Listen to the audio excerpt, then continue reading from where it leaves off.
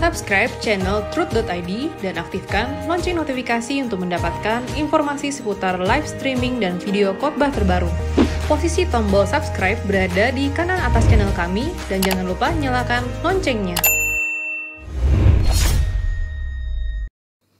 Shalom Bapak Ibu Jemaat yang dikasihi Tuhan. Kita berjumpa kembali dalam ibadah tengah minggu GSKI Rehoboth Kelapa Gading.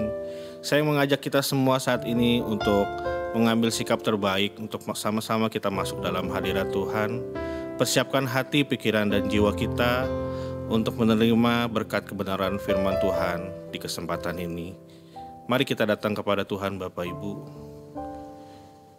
Kesempatan yang indah ini Tuhan, kami hampiri Engkau di tahta-Mu yang kudus. Layakkan setiap kami untuk kami boleh datang menyembah dan memuji-Mu pada kesempatan indah ini Bapa. Kami buka hati kami untuk menerima kebenaran firman-Mu. Dalam nama Tuhan Yesus, ini kami yang datang dengan kerinduan hati.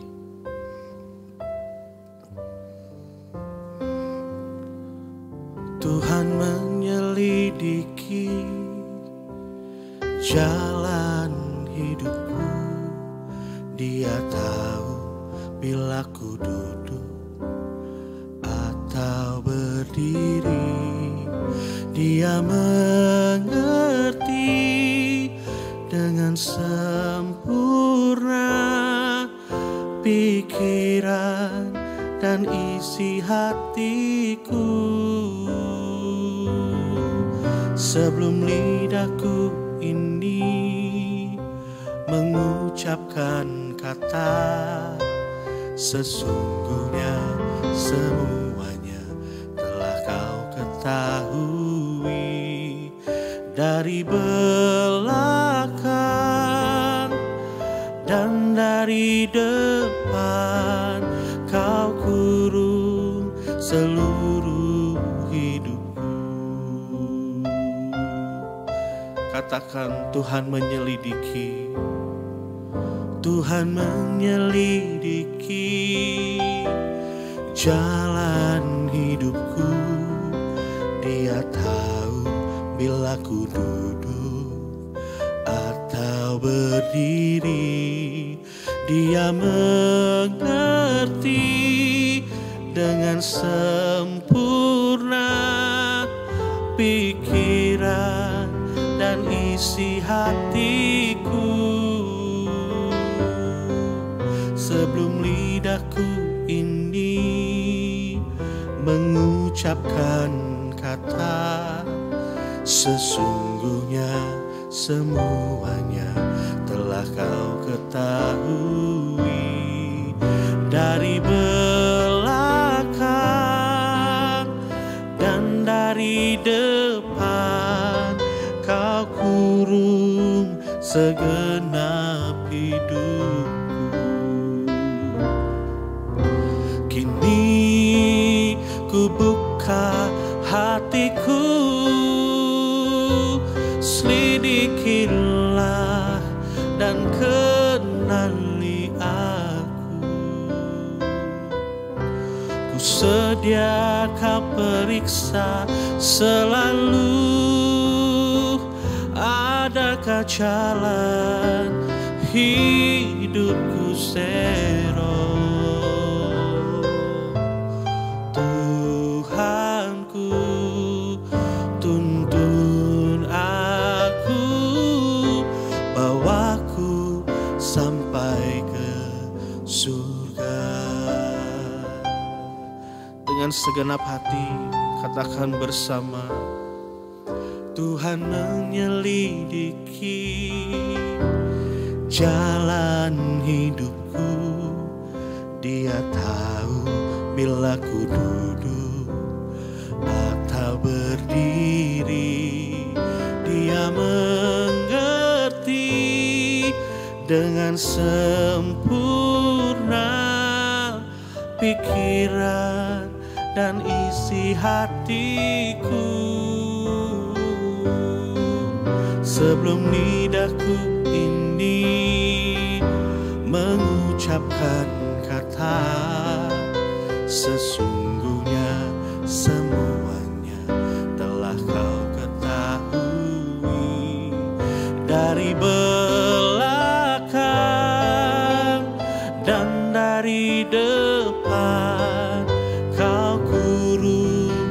segenap hidupku.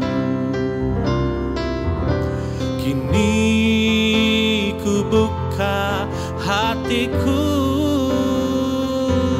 selidikilah dan kenali aku. Ku sedia kau periksa selalu,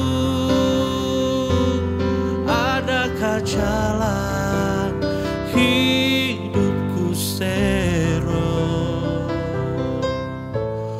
Tuhanku,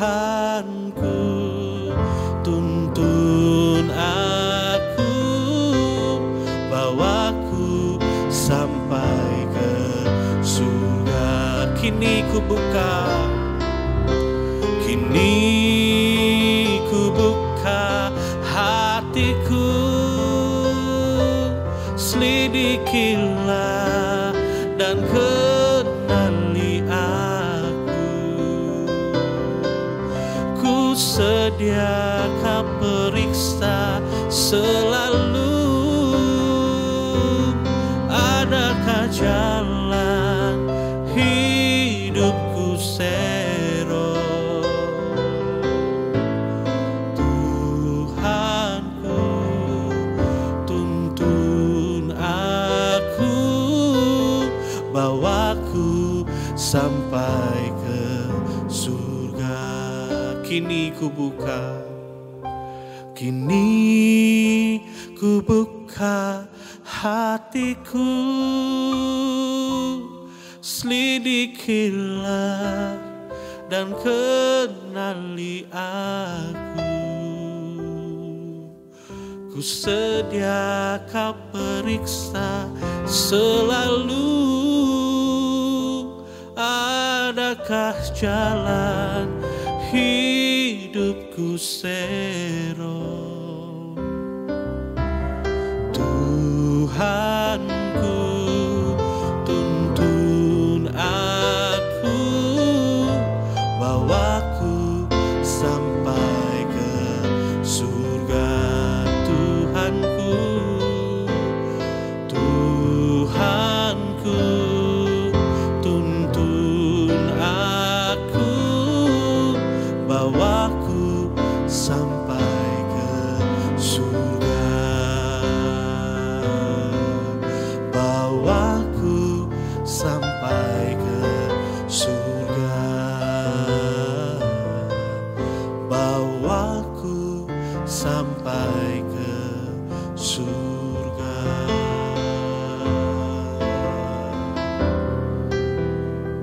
Ini keputusan kami ya Bapa, mengikut-Mu sampai habis daging kami, sampai habis nafas hidup kami Tuhan. Kami mau terus iring Engkau, menjadi anak-anak kesukaan-Mu.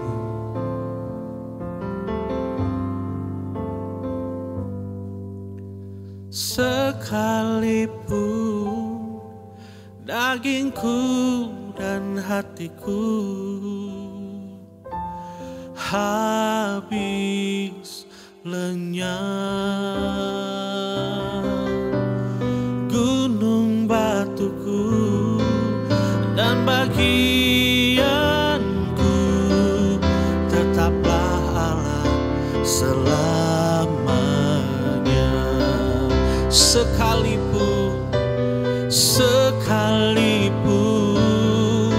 dagingku dan hatiku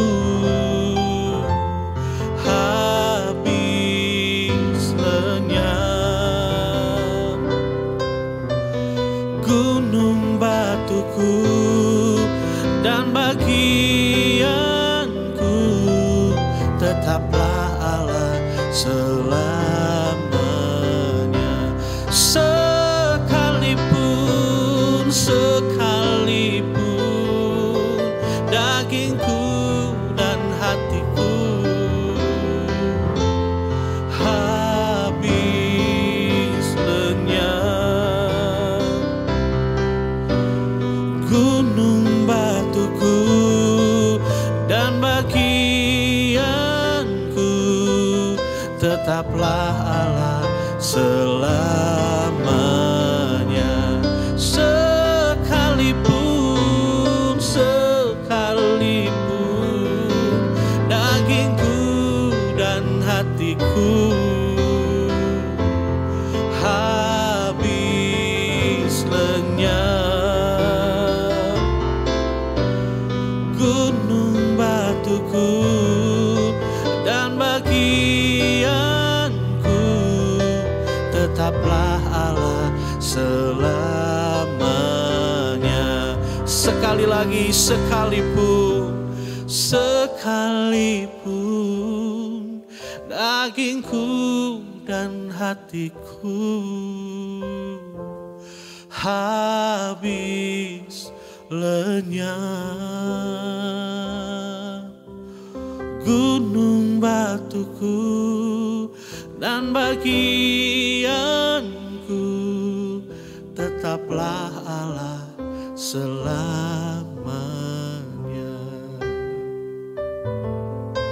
Tetaplah Allah selamanya.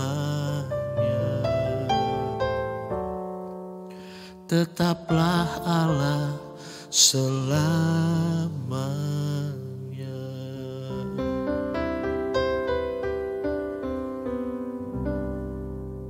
Shalom, Bapak Ibu, rekan-rekan sekalian, mari kita berdoa. Tuhan, terima kasih pimpin pertemuan ini Tuhan, jadi pertemuan yang penuh berkat bagi setiap kami, berkat yang mengubahkan kami. Dalam nama Tuhan Yesus kami bersyukur, kami berdoa. Amin. Hari ini kita akan bahas topik yang sangat panas. Kalau tidak ditiup-tiup dulu, pasti bikin melepuh. Jadi kita akan membahasnya dengan meniup-niup secara perlahan-lahan. Seperti judul yang tertera di khotbah ini, adakah waktu di mana Yesus belum menjadi Tuhan?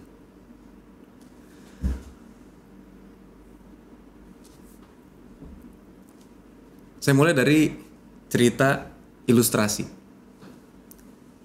Kita tiup-tiup biar tidak terlalu panas. Cerita ilustrasi. Satu ketika ada keluarga bangsawan keturunan Chinese, Tionghoa, bermarga Wong. Mereka adalah dua saudara sepupu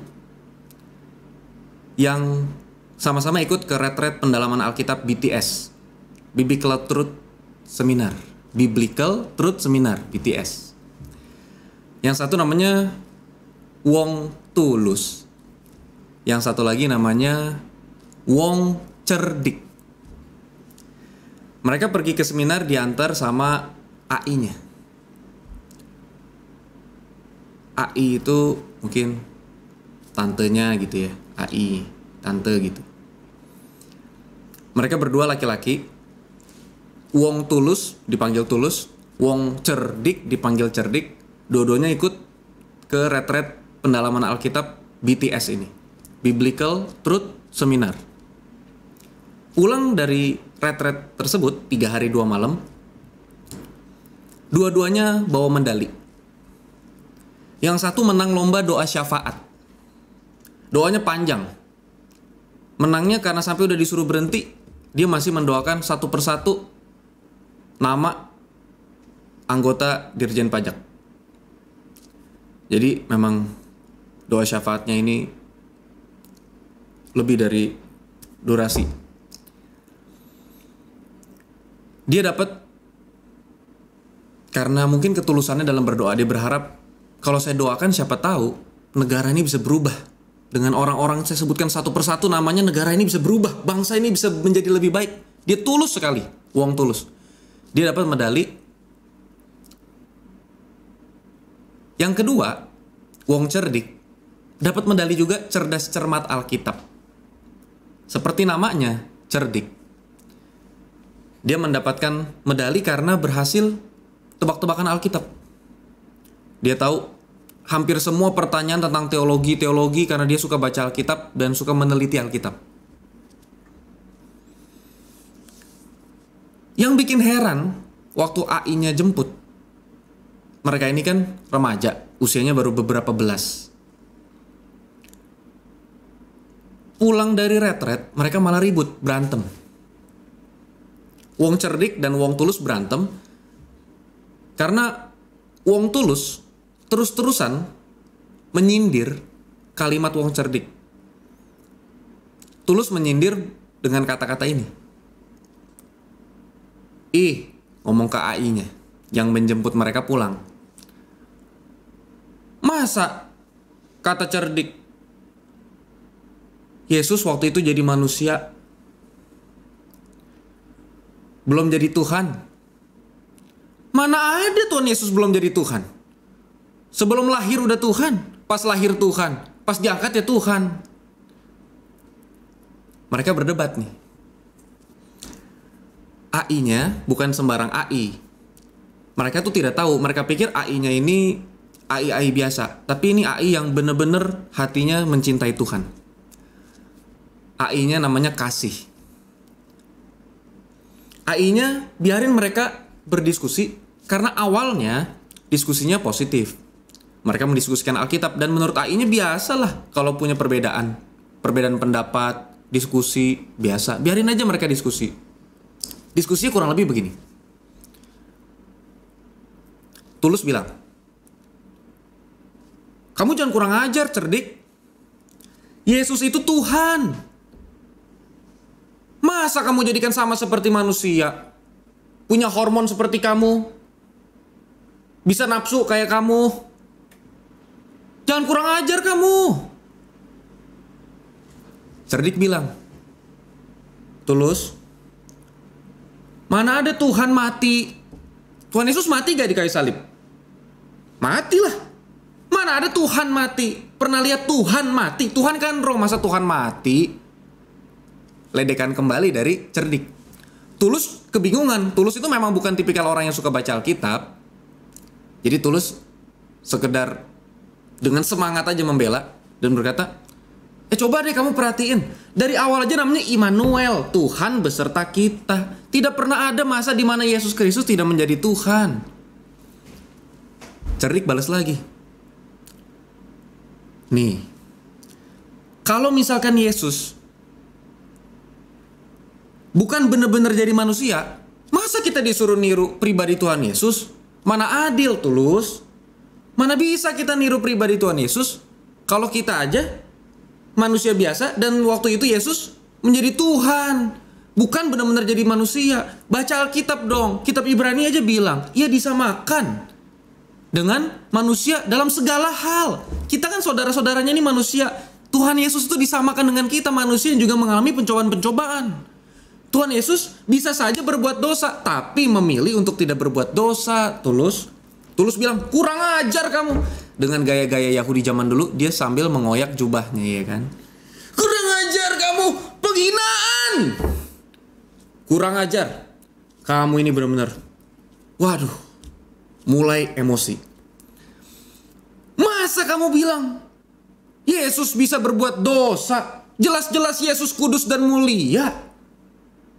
Tidak bisa. Tuhan Yesus itu mulia, tidak bisa berbuat dosa. Cerdik bilang, Tulus, kita kalau diskusi santai aja. Jangan mau berantem. Aku bilang kan, Tuhan Yesus tidak berdosa, tapi bisa berbuat dosa. Tulus bilang, tetap kurang ajar. Masa kamu bilang Tuhan Yesus bisa berbuat dosa? Artinya kalau Tuhan Yesus berbuat dosa bagaimana dong? Kita gak diselamatin, sia-sia dong semua. Cerdik bilang, nah itu.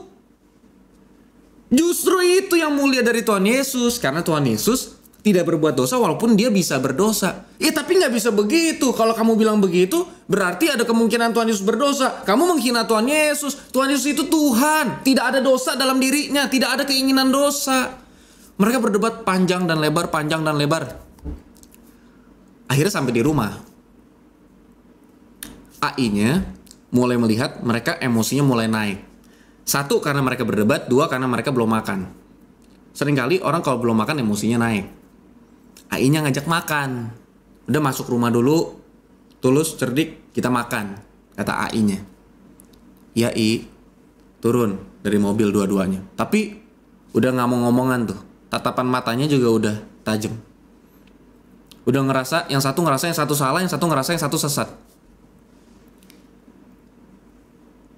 Terus AI-nya nanya, kalian tuh debat tentang apaan sih? AI penasaran, seru bener, kata AI-nya. Jadi debat tentang ini, kata si cerdik. Kita debat tentang Yesus itu pernah gak jadi benar-benar manusia tanpa sama sekali ketuhanannya ketika di bumi ini, Apakah Yesus itu pernah menjadi manusia seutuhnya tanpa menjadi Tuhan, atau sebenarnya waktu itu pun Yesus juga adalah Tuhan? Ai mah bukan orang pinter, sekolah aja SD nggak lulus. Cuman Ai mau nanya, sama kalian yang pinter-pinter, Tuhan itu apaan sih? Kan kalian debat panjang nih, Yesus jadi Tuhan, Tuhan jadi Yesus. Ini aduh, Ai mah bingung. Ai ini tukang jualan kerupuk ikan, kerupuk udang, nggak ngerti begituan, teologi. Cuman Ai penasaran, kalian kan pinter-pinter nih. Ponakan Ai punya medali, satu medali doa syafaat, yang satu medali cerdas cermat Alkitab. Ai mau nanya, Tuhan itu apaan sih? Sebenarnya pertanyaannya gampang, cuman mereka bingung jawabnya. Karena mereka juga sebenarnya tidak tahu Tuhan itu apaan. Ya mereka mulai menjawab lah. Si Tulus bilang, Tuhan itu yang maha mulia, yang layak disembah. Biasa kalau Tulus kalau ngomong nadanya tuh kayak diiringin keyboard gitu. Ya begitu. Tuhan itu yang, iya paham, Tuhan itu yang maha mulia, yang layak disembah. Pertanyaan AI bukannya Tuhan itu layak disembah atau enggak. Tuhan itu apa sih? Tuhan itu yang menciptakan kita, yang harus kita puji-puji. Iya betul, Tuhan yang menciptakan kita. Pertanyaan AI, Tuhan itu apa? Si cerdik, walaupun dia cerdik, tapi sebenarnya ternyata dia pun tidak tahu Tuhan itu apa. Waktu ditanya, cerdik, kamu kan pintar nih Alkitab, menurut kamu Tuhan itu apa? Menurut saya, Tuhan itu adalah 3 pribadi di dalam satu. Satu di dalam 3. Iya, pertanyaan AI, Tuhan itu apa? Tuhan itu suatu perwujudan dari antropomorfisme dari suatu yang maha kuasa disebut Elohim. Hah? Maksudnya bagaimana? Ya nggak tahu lapar mau makan. Jadi sebenarnya mereka sama-sama berdua nggak tahu. Nah udah, AI-nya udah kita makan dulu, kita nanti diskusi sambil makan lagi. Seperti kebiasaan orang Israel kalau diskusi di meja makan. Artinya diskusi dalam damai gitu ya. Terus AI-nya pimpin doa. Dah. Soalnya AI tahu nih, ntar kalau salah satu yang ditunjuk pimpin doa pada nyindir-nyindiran di dalam doa. Ntar kalau Tulus disuruh pimpin doa nih, pimpin doanya, ya Tuhan. Tuhan yang selalu menjadi Tuhan dan tak pernah menjadi manusia. Berkatilah makanan kepada orang-orang baik, juga kepada orang-orang jahat yang berbicara bahwa Tuhan seperti menjadi manusia, merendahkan Tuhan. Nah, nanti jadi panjang nih, nggak makan-makan. AI-nya jadi yang pimpin. AI-nya pimpin doa dengan cara AI-nya tukang kerupuk ikan dan tukang kerupuk udang. AI-nya berdoa, Tuhan Yesus, makan yuk. Selesai doa, Tuhan Yesus makan yuk, 4 kata doang. Mereka balik lagi berdebat. Tulus bilang, Tuhan itu adalah roh. Mana mungkin Tuhan Yesus makan juga sama kita? Cerdik bilang, kamu lupa di Kisah Para Rasul, Tuhan Yesus waktu bangkit, dia minta sepotong ikan goreng dan memakan bersama murid-muridnya. Kata AI-nya, udah nih, kalau mau debat terus, bandengnya AI ambil, tinggal nasi sama emping. Oh iya, nggak jadi debat lagi. Terus mulailah AI-nya cerita. AI memang nggak pinter-pinter begitu sih. Cuman AI pernah dengar cerita dari papa AI waktu AI masih kecil. Kalau kalian sebutnya kungkung. Tuhan yang kita tadi debatin, Tuhan yang kalian tadi ributin Tuhan itu. Tuhan itu kalau di Alkitab, coba AI tanya. Alkitab pertama kali ditulis sama penulis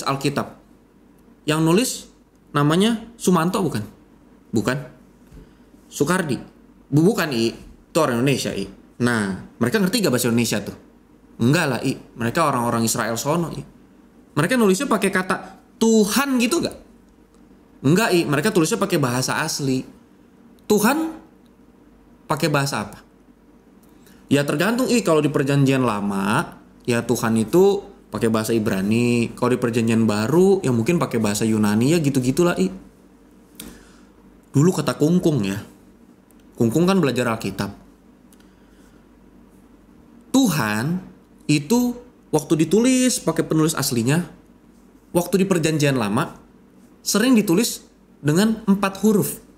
YHWH. Sering banget dikawinin sama kata Elohim. Elohim itu kan artinya apa? Allah. Iya, tapi bukan cuma Tuhan kita yang pakai Elohim. Tuhan-Tuhan di sekitar situ juga pakai kata Elohim. Elohim itu penyebutan yang umum lah buat yang maha kuasa. Dewa-dewa sekitar-sekitar zaman itu juga sering pakai kata Elohim. Tapi Elohim kita berbeda. Elohim kita biasanya disebut Elohim YHWH. YHWH dibacanya apa? Nih, mana tahu kan nggak ada huruf hidupnya. YHWH. Coba YHWH bacanya apa? Ya kalau misalkan aku disuruh baca, ya bacanya ya nggak mungkin begitu dong. Kalau misalkan dikasih huruf hidup, bisa aja dibacanya Yehoah, bisa. Bisa juga dibacanya Yehuwa, bisa. Atau Yahweh, bisa. YHWH juga semuanya itu kalau dikasih huruf hidup. Pertanyaannya, waktu itu, zaman itu, waktu penulis Alkitab tulis YHWH, dibacanya apa? Ternyata kata si Kungkung, orang Israel itu kan punya hukum. Jangan menyebut nama Elohim YHWH-mu dengan sembarangan. Jangan menyebut nama Tuhan Allahmu dengan sembarangan. Jadi YHWH bahkan tidak disebutkan. Tahu gak kamu? Kalau penulis Alkitab zaman dulu kan belum punya percetakan buku. Terus gimana ntar kalau Alkitab rusak atau hilang? Mereka tuh nyalin kata per kata. Tahu gak? Kalau mereka setiap kali mau nyalin YHWH, mereka tuh mandi dulu tahu. Orang-orang sana sebelum nulis YHWH, mereka tuh mandi dulu. Udah kewajiban itu. Mereka harus bersih secara fisik, secara hati. Mereka simbolin itu dengan mereka mandi dulu sebelum tulis YHWH. Hanya untuk menulis YHWH. Karena mereka mau secara blak-blakan, secara apa adanya, secara terbatas menafsirkan, jangan menyebut nama Elohim YHWH-mu dengan sembarangan. Jadi kalau ada tulisan YHWH, kalau mereka cuma nyalin, mereka mandi dulu supaya bersih. Tapi misalkan mereka lagi mau ibadah, mereka lagi mau pembacaan kitab di bait suci, di pelataran bait suci, atau di sinagog, di tempat ibadah mereka, di rumah, mereka lagi baca, pas ketemu kata-kata yang YHWH, mereka bacanya bagaimana? Nah, mereka ini juga diskusi, bagaimana ya bacanya ya? Akhirnya mereka mulai membacanya dengan kata Adonai. Adonai itu artinya apa? Adonai itu artinya majikan. Adonai itu artinya Tuan, Bapak. Adonai. Mereka sebut YHWH Adonai, majikan. Jadi kalau mereka lagi baca YHWH, mereka bacanya Adonai. Dari dulu orang Ibrani begitu. Kurang lebih sih sebenarnya sejak 400 tahun sebelum Tuhan Yesus lahir. Berarti kira-kira tuh ya, pas masa-masanya selesai kitab Maleaki, terus Tuhan sudah tidak berbicara kepada manusia lewat nabi-nabi, mereka mulai budaya untuk tidak menyebut YHWH. Dulu mungkin aja ada yang nyebut YHWH dengan banyak sebutan. Tapi kurang lebih tahun-tahun 400 sebelum Tuhan Yesus lahir itu, atau yang kita sebut Masehi, mereka bacanya Adonai. Nah, pertanyaan AI buat kalian yang pinter-pinter. Kalian tahu gak? Orang Israel zaman Kekaisaran Roma waktu zaman Tuhan Yesus rata-rata baca Alkitab pakai bahasa apa? Alkitab Perjanjian Lama. Ya Ibrani lah kan Perjanjian Lama Ibrani, Perjanjian Baru Yunani. Ternyata enggak, kata Kungkung. Karena mereka itu di bawah Kekaisaran Romawi, Sejak 250 tahun sebelum Tuhan Yesus lahir, ada satu terjemahan Alkitab yang sangat terkenal. Namanya Septuaginta. Alkitab Septuaginta itu terjemahannya Perjanjian Lama yang bahasa Ibrani ke bahasa Yunani. Jadi, sekalipun mereka orang-orang Israel, seringkali mereka bacanya Alkitab Septuaginta. Itu kitab yang paling terkenal, kitab Perjanjian Lama. Di kitab itu kan pakai bahasa Yunani. YHWH diterjemahin apa? Kurios. Kurios artinya apa? Sama kayak Adonai. Ternyata waktu mereka lagi terjemahin YHWH, mereka pakai pengistilahan Adonai yang tadi itu. Makanya YHWH di Perjanjian Lama diterjemahin ke Yunaninya Kurios. Kurios artinya tuan. Yang lucu kata Kungkung, kalau di situ ada namanya Tuan Bambang. Tahu kan, misalkan kita lagi ambil paspor nih. Ya, Tuan Bambang dokumen diambil. Seringkali kalau ia merupakan bapak rumah tangga, kepala rumah tangga, dia disebutnya siapa? Ya, Kurios Bambang, begitu. Kurios itu bukan istilah yang ilahi. Bukan hanya merujuk pada istilah yang ilahi. Pak Bambang dipanggilnya juga Kurios Bambang. Kalau orang itu adalah bapak atau kepala rumah tangga, dia disebut Kurios. Dan coba contoh nih, di Alkitab Ai mau tanya. Ingat gak? Ada di Kisah Rasul 16 ayat 16, di mana ada perempuan-perempuan dengan roh tenung. Perempuan-perempuan dengan roh tenung yang dimana punya majikan-majikan yang menghasilkan keuntungan-keuntungan besar karena tenungan-tenungannya perempuan itu. Terus rohnya diusir, dia ngerasa rugi. Buset, ini perempuan punya roh tenung, diusir. Duit saya dari mana nih? Kan ditulis di Alkitab di Kisah Rasul 16 ayat 16. Majikan-majikan. Itu pakai kata kurios-kurios. Kan kita setaunya nih ya, kurios atau Tuhan atau majikan itu kita sebutnya ke Tuhan Yesus. Tapi itu bukan istilah yang hanya untuk Tuhan Yesus. Umumnya orang kalau majikan-majikan hari itu juga disebutnya kurios-kurios. Sekalipun itu majikan-majikan yang sama sekali nggak ada hubungan sama ilahi.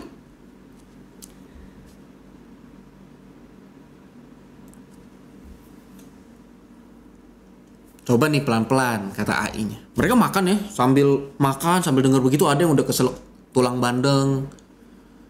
Karena seru. Alkitab ternyata seru. AI-nya tanya, sekarang AI tanya nih.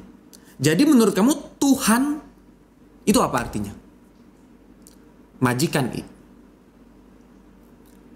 Di Alkitab, kata Kungkung, kan ada kata Tuhan, ada kata tuan atau majikan. Dua-duanya sama-sama kurios, kurios juga. Tapi kan penerjemah bahasa Indonesia mikir, ntar masa dipanggilnya ya Tuhan kami Yesus Kristus? Aneh ah. Karena Tuhan Yesus itu ilahi, maka disebutlah Tuhan. Tapi tahu gak? Ini menarik banget. Kurios itu sebenarnya kan bahasa Yunani. Istilah itu umumnya dipakai sama penyembah-penyembah berhala awalnya. Penyembah-penyembah berhala Yunani pakai kata kurios. Kurios ini adalah satu dari sangat sedikit kata-kata yang bisa merujuk pada hal yang ilahi, tapi juga bisa merujuk pada manusia. Contoh tadi, Kurios Bambang, Kurios Kimin. Bapak kepala rumah tangga dipanggil Kurios. Pemilik lembu, pemilik domba, majikan tuan dipanggil Kurios juga. Contoh, di Keluaran 21 ayat 28 ada peraturan. Pemilik lembu yang lembunya menanduk manusia sampai mati, entah itu manusia laki-laki, manusia perempuan, lembunya itu wajib dilemparin batu, dinajiskan dagingnya, tidak boleh dimakan. Tapi pemilik lembunya, kurios lembunya, dibebaskan dari hukuman. Kecuali kalau pemilik lembunya udah sering kali dibilangin, lembu kamu nanduk-nanduk, diemin aja. Itu baru pemilik lembunya juga harus dihukum. Kurios lembunya juga dihukum. Kurios majikan, pemilik, master. Itu bisa menunjuk pada manusia, tapi bisa menunjuk juga pada Tuhan. Makanya kita sebut Tuhan Yesus Kristus. Nah, Tuhan atau kurios artinya majikan yang mempunyai hidup kita. Hidup kamu, hidup AI, Tuhan yang punya. Mulut kamu, mulut AI, Tuhan yang punya. kalau kita menjadikan Yesus Tuhan. Tadi kalian diskusi, ada gak waktu ketika Yesus belum menjadi Tuhan? Sekarang AI tanya, apakah kalian sekarang menjadikan Yesus Tuhan?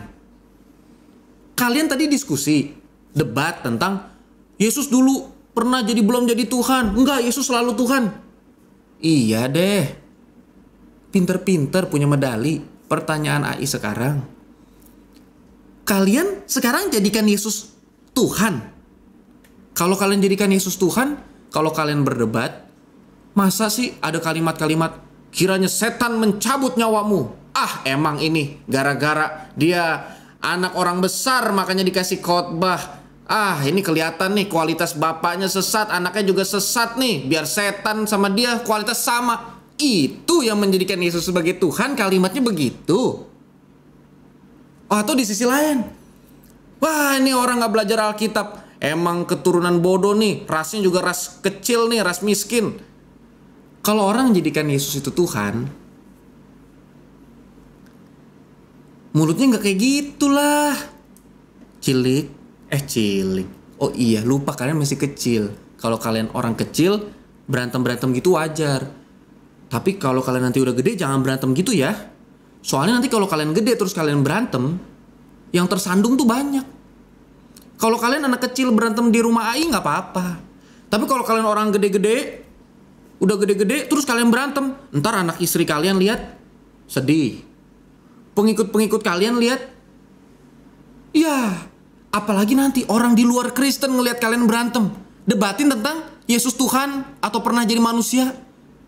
Mereka ngeledek kalian ntar. Ah, Tuhan. Buat apa? Faktanya mulutnya aja kayak setan.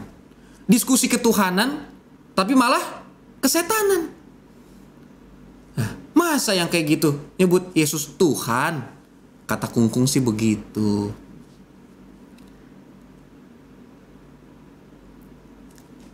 Dan menariknya yang tadi Kungkung ceritain, Kurios kan bisa menunjuk pada yang ilahi, Kurios juga bisa menunjuk pada manusia.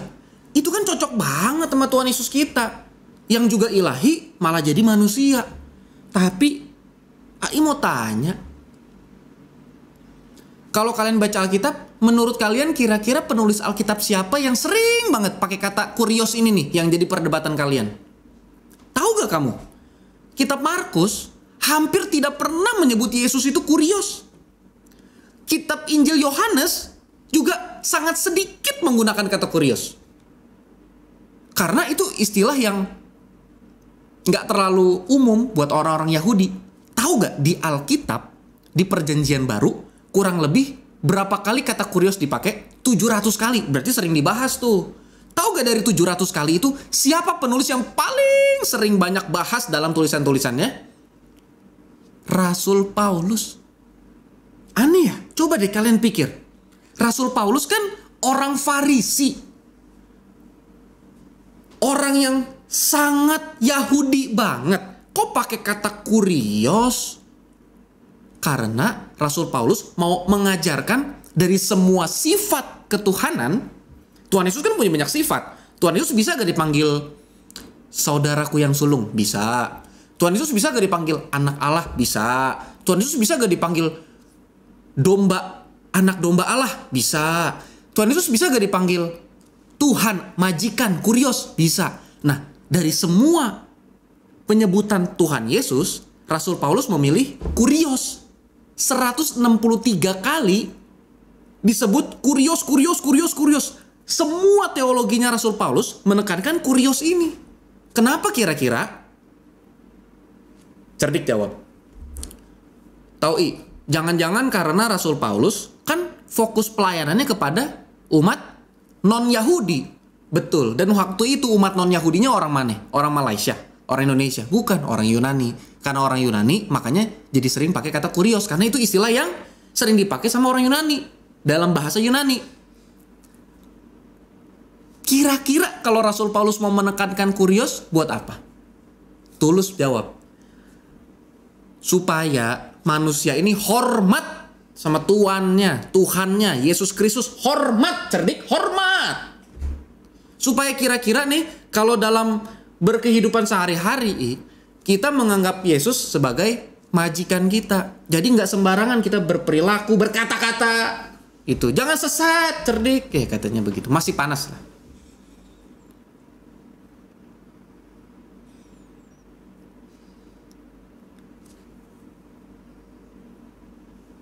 Tahu gak kata AI-nya? Pernah tuh ada waktu juga istri aja manggil suaminya kurios.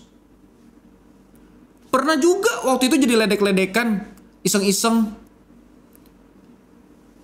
Setelah kita ibadah wanita, kita semua manggil suami kita kuriosku, kuriosku. Karena itu terinspirasi dari waktu Kejadian 18 ayat 12, Sarah tertawa dan berkata, kuriosku sudah tua. Karena dikatakan ia akan mengandung melahirkan anak. Kuriosku ini sudah tua. Saya sudah layu. Kuriosku sudah tua, sudah berusia. Masa saya akan melahirkan anak lagi? Ishak. Sarah waktu itu manggil Abraham kuriosku. Karena Abraham adalah kepala rumah tangganya. Di 1 Petrus 3 ayat 6 juga Sarah menyebut Abraham tuannya, kuriosnya. Oleh karena itu, kalau kita sadar, kita jadikan Yesus itu kurios kita, Tuhan kita, berkelakuanlah seperti yang Tuhan kita ajarin. Tapi nih ya, sambil kalian makan, Ai mau tanya, tebak-tebakan. Tapi kali ini Tulus juga bisa menang. Dosa-dosa apa di dunia ini yang paling besar, paling najis, dan paling mengandung banyak dosa lainnya? Banyak nih dosa di dunia ini. Tapi Ai mau nanya, dosa-dosa apa yang paling besar, paling najis, dan mengandung banyak dosa lainnya di dalam satu dosa ini? Kelakuan jahat manusia apa? Kan banyak nih kelakuan jahat manusia. Kelakuan jahat manusia atau dosa apa yang paling kejam, paling najis, paling jahat, dan di dalamnya sangat banyak dosa? Satu dosa. Cerdik jawab, kesombongan. Masih jauh kata Ai. Di dosa ini terdapat kesombongan. Tapi dosa ini jauh lebih besar dampaknya kepada kekekalan, juga kepada dunia. Waduh, Tulus bingung nih. Dosa kurang ajar nih, kayak si cerdik no. Udah kurang ajar, sesat lagi. Masih panas dia. Ai tanya. Terus Ai-nya jawab, dosa yang paling jahat menurut Ai, tukang kerupuk, dosa yang paling jahat itu adalah perang. Orang kalau perang pada sombong nggak? Wih, dia sombong bener. Bangsa gue paling bener, bangsa gue paling hebat. Di perang ada pembunuhan, pemerkosaan, pencurian, perampokan, iri hati. Ya ilah, sebut dah semua dosa, pembunuhan. Semua dosa itu tercakup dalam satu perang. Perang itu jahat sekali buat Ai. Jangan perang, kerusuhan aja waktu 98. Ai takut setengah mati. Banyak orang dijahatin, dirampok, diperkosa di tengah jalan. Makanya dosa perang, kekacauan, aduh, itu Ai paling serem, paling takut. Coba Ai tanya sama kalian yang hebat-hebat. Perang apa di dunia ini yang paling panjang dalam sejarah dunia? Perang apa di dunia ini yang paling panjang dalam sejarah dunia? Soalnya ya, kalau nih iblis berpikir, mari kita rusak dunia ini dan kerohaniannya, gampang. Iblis akan berkata, kita buat saja perang. Kalau terjadi perang, semua dosa ngikut. Dosa apa yang tidak terikut dalam perang? Semua dosa ada di dalam peperangan. Jadi sekarang pikiran iblis adalah bagaimana caranya menciptakan perang.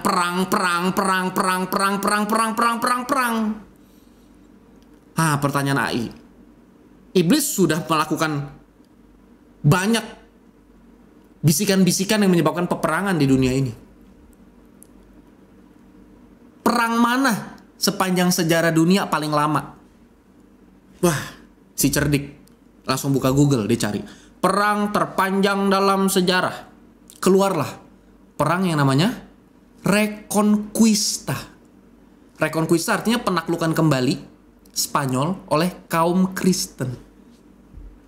Perang Reconquista disebut juga perang salib Iberia. Berapa lama perangnya? 781 tahun. Coba kalian bayangin. Kalian berantem nih sekarang. 781 tahun lagi kalian masih berantem. Itu yang berantem udah bukan kalian. Itu yang berantem aja udah gak tahu kali kenapa ya awalnya kita berantem ya. Gak tahu juga, berantem aja. Udah 781 tahun. Tidak ada perang sampai detik ini yang bisa mengalahkan rekor perang salib Iberia. Jadi bingung. Kalau ditanya di mana-mana Kristen katanya pembawa damai. Katanya Tuhan penuh kasih. Kenapa ya? Kok kejahatan terbesar di dunia ini yang adalah perang? Perang terlama sepanjang sejarah adalah perang salib Iberia. Perang atas nama Tuhan Yesus. Perang atas nama Tuhan. Jadi AI jadi bingung. Orang Kristen AI pikir dampaknya positif. Banyak orang Kristen positif. Tapi kenapa juga ada ternyata orang dalam nama Yesus Tuhan malah lakuin kejahatan paling besar di dunia. Jangan-jangan kalau ada orang nanti bilang Kristen dampaknya apa sih buat dunia? Yang dia ingat perang salib Iberia. Kerusakannya sepanjang itu.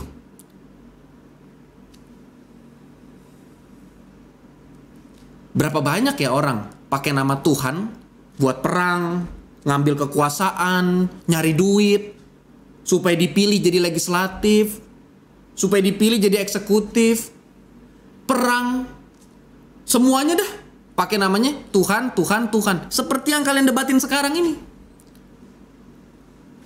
Ayo jadi bingung. Semua orang itu perang gara-gara bilangnya saya membela Tuhan, saya membela kebenaran. Saya mau membela dan mempermuliakan Tuhan dan kebenaran. Karena Tuhan harus dipermuliakan. Sama tulus kayak emosi kamu barusan ke si cerdik. Sama. Semuanya awalnya begitu emosi. Pertanyaan AI.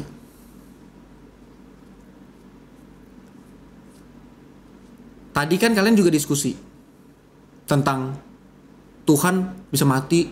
Kok masa Tuhan mati? Coba lihat deh. Kurios kan bisa jadi Tuhan. Dalam manusia sehari-hari bisa juga jadi Tuhan yang ilahi. Sebagai Tuhan dalam manusia sehari-hari, ingat gak di Yohanes 13? Waktu Kurios Yesus, Tuhan Yesus sebagai guru. Karena di bahasa Aram kata mari atau seperti guru diterjemahin juga jadi kurios di bahasa Yunani. Guru Yesus, guru yang mulia dari orang Yahudi. Guru itu pekerjaan yang mulia. Malah mencuci kaki murid-muridnya. Tradisi yang seharusnya murid-muridnya mencuci kaki gurunya. Ini guru mencuci kaki muridnya. Sebagai manusia, kurios Yesus mengajarkan, aku kurios, tapi aku cuci kaki kamu. Aku kurios, aku Tuhan, tapi aku mati buat kamu. Tuhan mana mati? Tuhan di mana-mana maunya disanjung, disembah. Ini Tuhannya mati. Mati di kayu salib sampai detik ini. Berapa juta orang masih menghina Tuhan kita dengan bilang, Tuhan, Tuhan. Masa Tuhan mati cuman pakai celana doang? Tuhan kira-kira udah pernah gak ngalamin kejadian itu? Jadi Alkitab kan langsung hari itu juga orang-orang Yahudi bilang, katanya dia juru selamat, Mesias. Coba aja dia selamatin diri dulu sebelum nyelamatin kita. Tuhan ketika nyuci kaki murid, ketika malah jadi korban persembahan buat dosa-dosa kita, Tuhan mau ngajarin bahwa lebih tinggi dari punya akal atau punya adab adalah punya kasih. Karena yang Tuhan teladanin bukan sekedar kepintaran rohani Bukan sekedar ketulusan hati tanpa dasar, tapi kasih yang nyata-nyata pada sesama manusia. Jadi kalian diskusi tentang Tuhan silakan, tapi jangan pada berantem. Tuhan Yesus memberkati. Kita berdoa. Bapa di sorga, terima kasih buat kesempatan hidup hari ini. Kami boleh dengar firman-Mu juga. Tuhan, pimpinlah kami, biar kami selama hidup selalu memperkarakan mencari tahu apa kehendak-Mu Tuhan buat kami lakukan. Dan kami tolong Tuhan, dibuat rendah hati supaya kami benar-benar menyadari bahwa kami manusia terbatas yang tidak akan pernah benar-benar tahu persis kehendak-Mu apa, supaya kami tidak pernah berhenti mencari Engkau. Tuhan, tolong selalu bakar hati kami dalam haus dan lapar, supaya kami tidak pernah merasa kenyang dan cukup menikmati Engkau. Selalu ajari kami bahwa kami ini manusia yang bodoh atas kebenaran-Mu, supaya kami selalu belajar semakin pintar mengerti kebenaran-Mu Tuhan. Ajari kami kalau kami ini adalah orang yang miskin dalam kasih-Mu Tuhan, supaya kami terus setiap hari berusaha mengasihi satu sama lain tanpa merasa sudah penuh dengan kasih. Terima kasih Tuhan, kami bersyukur, kami berdoa di dalam nama Bapa, dalam nama Tuhan Yesus, dalam nama Roh Kudus. Amin.